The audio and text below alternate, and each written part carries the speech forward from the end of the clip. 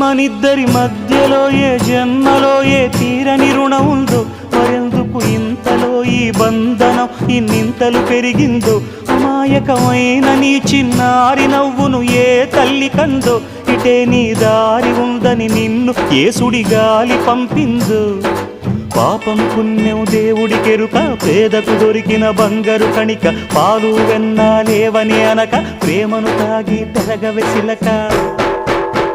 వలేసే పాడు లోకం కంటపడక ఉండు నాయనక, ఇలా నా గుండెలోనే గువ్వల కొలు ఉండిపోయింక.